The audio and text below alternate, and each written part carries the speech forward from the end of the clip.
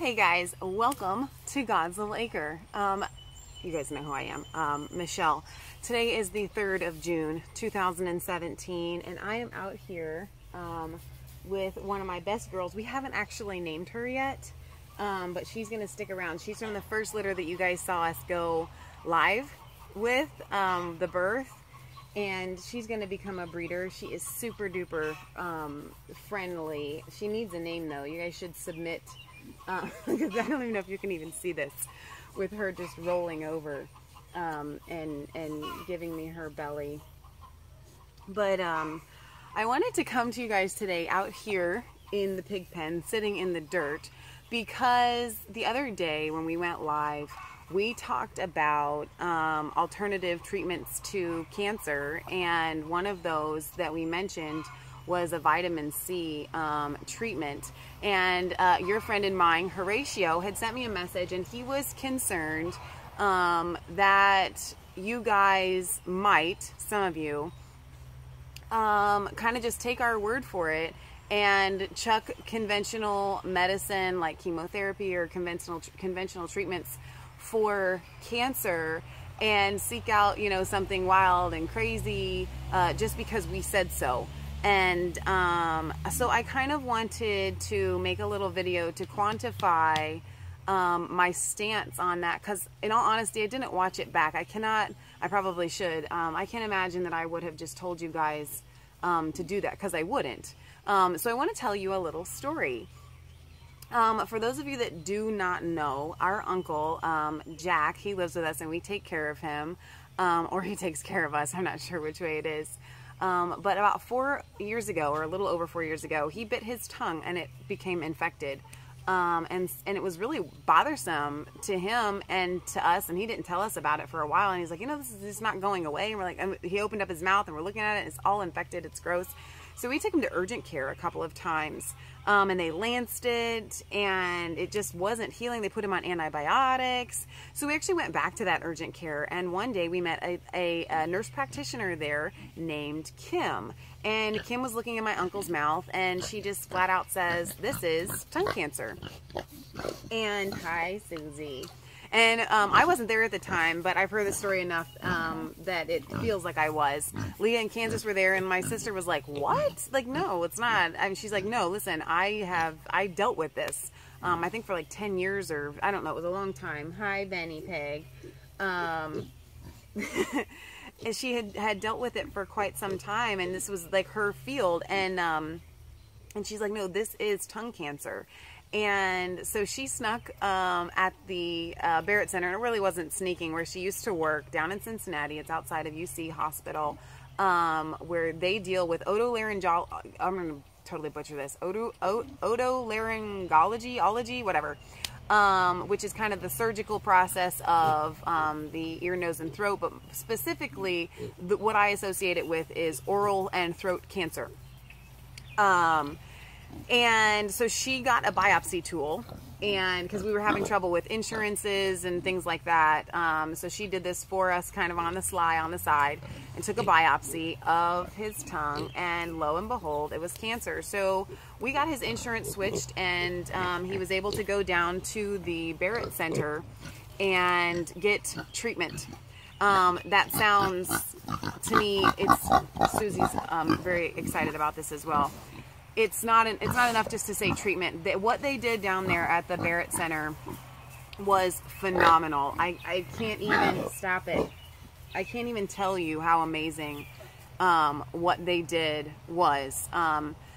So his doctor, Dr. Patil, his surgeon, he cut my uncle's tongue in half, removed half of the tongue.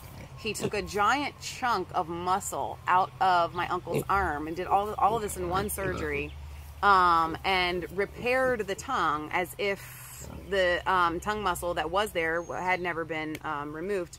Then he took a sod farm from my uncle's leg, and he repaired the arm. Our uncle came home after a couple of days where Leah and I then, and they had to put a trach in for him and a feeding tube. Where we had to manage wound management, we had to manage trach management, which is a lot of cleaning out. And my mom and Kansas just I mean, it was amazing, around the clock, constant feeding and trach cleaning and all this stuff. It was absolutely crazy, but phenomenal that they could do this, and that they were able to kind of show us how to help care for him and things like that.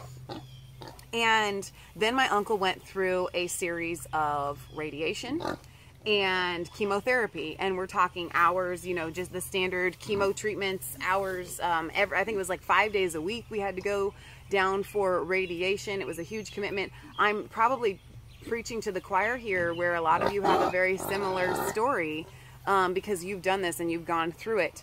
My uncle just got a checkup the other day, and he is 4 years cancer free from this treatment. I cannot push or plug the Barrett Center and those doctors down at that facility. Here's the thing, the miracle about this entire thing was the fact that Kim, the lady from the urgent care, she had really just gotten that job recently, and if she hadn't been there, I don't even know when they would have discovered that cancer, or how we would have gotten connected with the Barrett Center, which is kind of almost top in the country in the field of dealing with neck and throat, or I should say oral cancers and throat cancers. They run that place like a well-oiled machine. So I want to let you guys know, before I go into some of my little naturalistic things, that if I were to run into anybody that had that kind of cancer, I would send them to the Barrett Center, and I would have them go through the same process that my uncle did, because that's how happy and pleased that we were with them there. And so anyway, we had mentioned the vitamin C treatment for cancer, and Horatio's concern was that people might actually consider it as an alternative treatment to like chemotherapy or something like that, and it actually is. But here's the thing, Susie's so upset about this. Here's the thing. When it comes to natural healing and natural remedies, there's a lot to those, you guys. I mean, we're talking a massive amount of research. You would need to consult your naturalist physician in order to make something like that happen. And it wouldn't just be getting in my opinion, the vitamin C IV drip. You would need to make a lifestyle and a diet change to cut out the things that feed cancer cells in your diet. And I mean, it's extensive, and I'm going to go into a little bit of that here in a minute. But I think that Horatio's fear was that we would mention this, and then all of a sudden everybody says, well, maybe to protect myself from cancer, I should just start taking more vitamin C, or there's another treatment for cancer that has been really successful that I've read about, where it's a grape juice diet.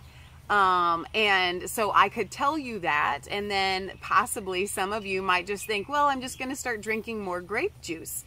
Here's the thing, you guys have to use wisdom, and maybe I need to expound a little bit more when I say these things for those of you that may not have this kind of common sense that I'm crediting you for. No, you don't want to just go taking, high doses of vitamin C. You can take them internally, but there's a way that you need to, you can take the high doses without the vitamin C drip, but there's a process that needs to happen, and I will link to that here. But otherwise, you don't want to just go popping a bunch of extra vitamin C. That's not the way this works. And you don't want to just go drinking a bunch of grape juice, because it would need to be organic, it would need to be raw, it would need to be unprocessed, and it would have to go with an entire diet change. Otherwise, it could be detrimental, and I don't want any of you guys to be doing that. But those of you that have been listening to Resistance Chicks for a while, you know that we are, the reason that we're raising our own pigs for meat is because we believe that the natural way of living is the absolute way to go. However, like I mentioned with my uncle, I am very, very familiar with the medical industry. I mean, I've probably spent half of the last 15 years dealing with doctors and being in the hospital and knowing the right questions to ask and the right buttons to push. So much so that whenever my sister and I are around anybody in the medical field, they literally automatically assume that we're nurses. They'll start talking to us, and then I'll have to say, well, I'm not a nurse, and then they'll be like, oh, well, I thought that you were, because of my extensive knowledge and experience just from dealing with it. And you know what? If any of you guys out there have had to care for a loved one, you're in the same exact boat as we are, and I'm sure people have asked you guys the same questions. Are you guys a nurse? You just seem to know so much. And, hi, Blondie, you just need to chill. This is not your video. But why am I out here? Stop it. Why am I out here sitting in a pig pen with pigs? Why am I raising them on an acre? Why does Leah go and mow grass for our pigs? Why do we ask people to bring, you know, fresh grass and cuttings? Because these pigs are meant to be out on pasture, and they're meant to be raised in a natural environment where they're just roaming and eating grass. And we can't always do that. And it's kind of the same way with life. The natural answers are, in my opinion, always 100% better.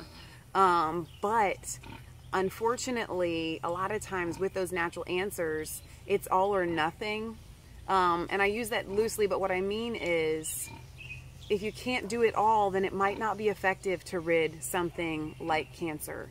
And so you would need to go the conventional route. When we were living in Tulsa, Oklahoma, Leah's Bible school had something called Prayer and Ministry Healing School. And people would come from all over the world to get healed from the speakers there and the ministers there, and a lot of them would. I mean, I have seen miraculous healings from people right before my eyes. It's absolutely amazing. But one thing that I get a little bit upset with them is that they teach something, and you guys have heard this in the Bible, taking steps of faith.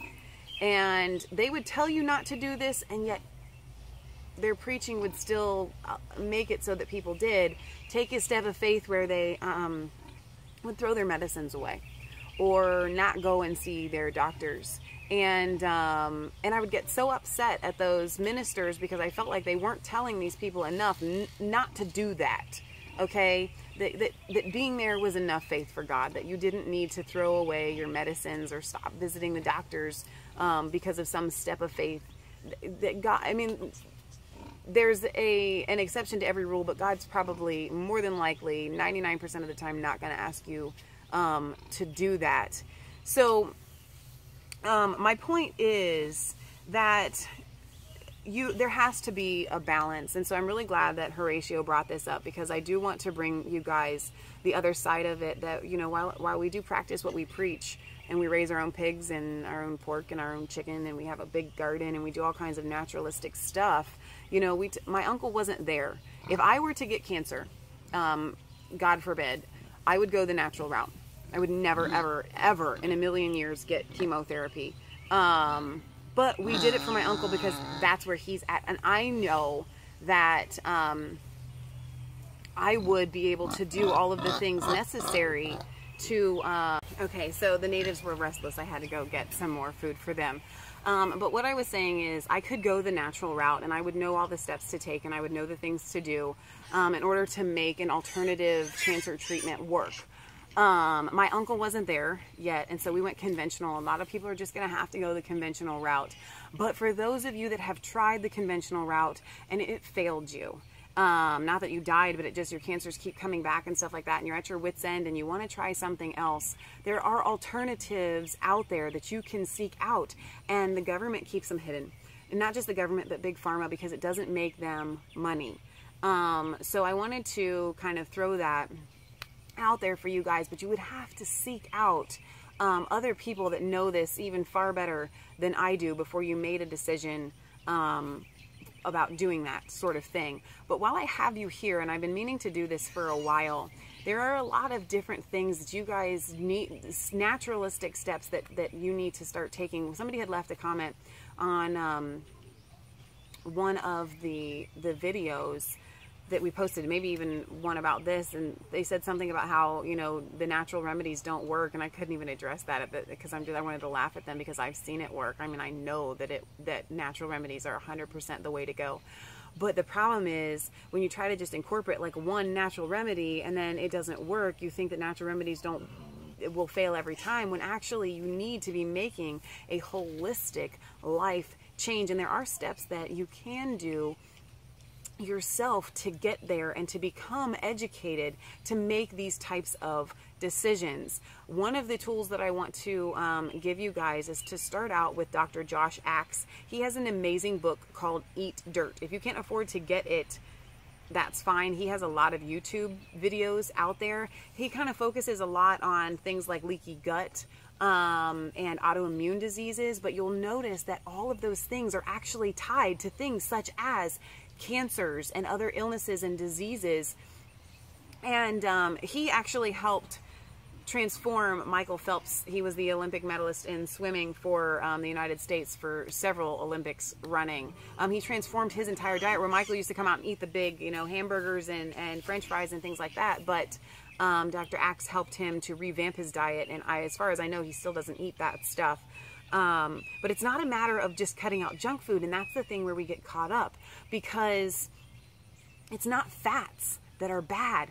Grass-fed fats are amazing for you. They are good for you. They are a health food. Grass-fed free-range chickens are, again, an amazing meat source and egg source for you. And so it all depends on good fats versus bad fats, but you have to take it a step further, because we're talking about pesticide-free, non-GMO type things that you need to be incorporating into your not just incorporating, you need to do a whole diet change. And I have no problem telling you this right now, because these are steps that you can take little by little. Like earlier I was mentioning, you don't want to just go taking a whole bunch of vitamin C or just start drinking grape juice, but these things are things that you can implement into your lifestyle right now, starting with getting rid of the detergents that you use in your laundry. And you guys are going to have to do all this. That's the thing.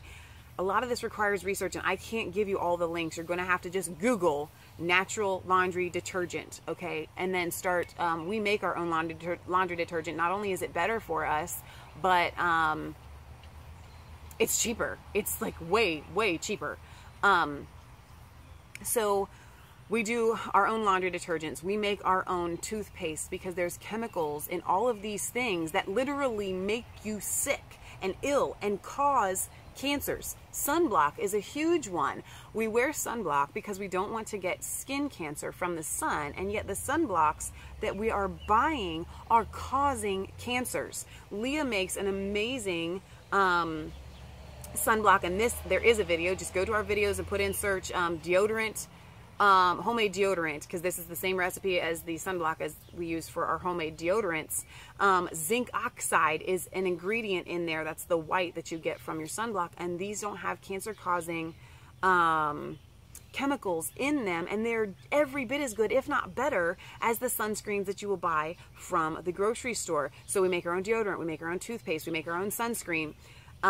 We make our own homemade soaps. When we don't make our own shampoos, because that's a tricky, well, sometimes I do, but there's a lot that you can do. It's called the no poo method. Just search that in your in Google, and you will come up with a plethora of things that you can do for an alternative to shampoo. But what we do if I'm not using really basic natural shampoos like baking soda, apple cider vinegar, and things like that, I make sure that when I'm buying my shampoos, they are sulfate free, they are paraben free, they are silicone free, all of these things that get into your body and they make you sick. I love my fingernails. They just grow. They're hard as nails. They're awesome. I really like having my nails painted, but guess what? I don't paint them anymore, because you have no idea what it does to your body to have your fingernails painted. Every once in a while, and here's the thing, the letter of the law kills, the spirit of the law brings life. I went on the trip to Montana, I painted my toenails because I'm not going on a vacation without painted toenails, but I'm going to come home and take it off, and I'm not going to leave it on there extended. So that's kind of with everything that we do naturally. There are so many things. Listen, you don't want to be using air fresheners. Stop them immediately. Stop using candles unless they are completely like organic candles. All of these things, like the plug-ins, those not only will they burn your house down, but there's a reason why a lot of people get headaches from them. It's the chemicals inside of these things. Hand sanitizer. You must stop using anything antimicrobial and like bacterial type stuff, because what it's doing is it's killing the good bacteria in your guts, and your gut is the very center of your health. If your gut is not healthy, the rest of your body, you're going to have arthritis, you're going to have any number of autoimmune diseases. Most of our health issues start from our gut.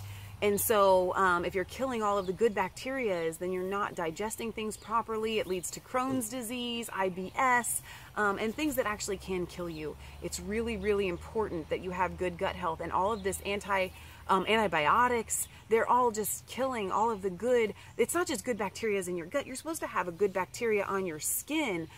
So there is a wide range of things that you need to be doing, starting with taking back your own health. And it can kind of seem like a lot to take in. We drink kombucha. A lot of people drink kefir. There's beet kvass for allergies.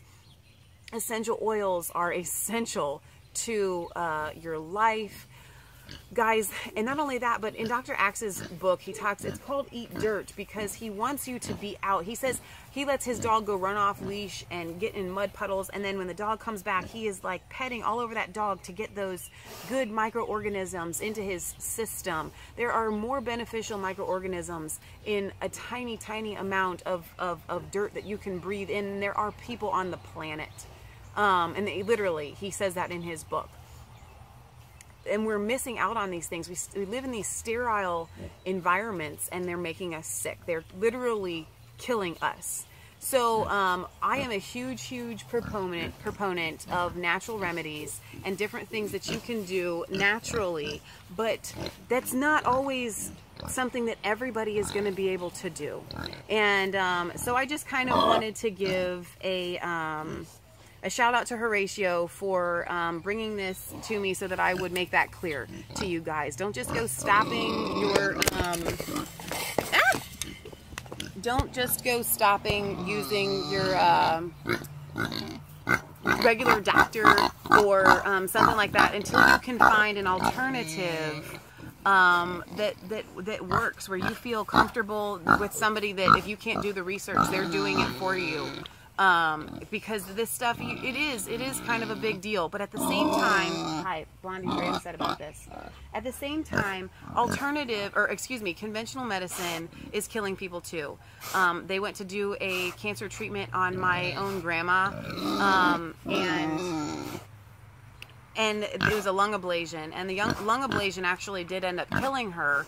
And the cancer itself wasn't going to affect her for like 10 years. But yet on her death certificate, it says that she died of cancer. She didn't die of cancer. She died of the treatment that they tried to use on her and for her. And so there's a lot of, there's so many deaths every year that happen from mistakes with conventional medicine. So I think that the risks of using alternative medicine aren't really any greater, but you do need to be informed.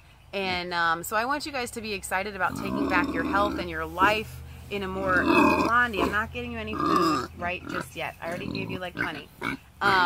Taking back your health in a natural way and doing things like this. Sit outside, sit in the dirt. There's a good documentary called The Grounded. Find out how you should be walking barefoot more outside and sitting in the earth and breathing it in, and you can reduce, stop it. You can reduce the different ions and positive, negative, whatever. Again, I'm not a professional in this stuff, but I do know that it's real and it works by just sitting in there. It literally grounds you and pulls out all of the negative energy, and that sounds kind of like new agey, but it's real, it's true. We have literally hooked ourselves up to Kansas's what is the the electrometer thing, whatever, voltage meter. And when you step on this grounding mat that he's made, that's going to fall again, the voltage in your body literally goes down because you're grounding that voltage that's going through your body out. And standing on the earth is the exact same thing when you're barefoot. So there's a lot of things out there that you guys can do and research. And I just want to give you kind of a skeleton for doing that. Feel free to message me. I know I'm way behind on messages and things like that, but ask questions. I don't have all the answers, but I can point you in the direction of other people that do. But in the meantime, I want to make sure that if it's a lot to take on the natural health lifestyle, and so I don't want you guys to ever be ashamed or feel like you're not doing it right if you have to go and get chemotherapy or go see the conventional doctor or whatever, because they do have some answers. But what is really cool is that I have noticed from Kim, the cancer doctor or the nurse practitioner that actually discovered my uncle's cancer, and the man that she worked for, Yash Patil, all of these doctors, a lot of these doctors are waking up to natural remedies and waking up to the fact that there are other alternatives to conventional medicine that are just as effective. So I want you guys to be excited about that the industry is changing, because the doctors that are there are really, a lot of them are good people, and they just weren't taught that there is a better way. They were just pushed through an assembly line of medical school, and they're going out and doing their own research and finding, wait a minute, there's better answers. So I'm going to wrap this up, but I wanted to bring this kind of video, Michelle keeping it real with you guys out with the pigs. I love you guys. God bless. Oh, and don't forget, if you've stuck with me this long, tonight we're going to try to go live at the fireworks in our town. So see you guys.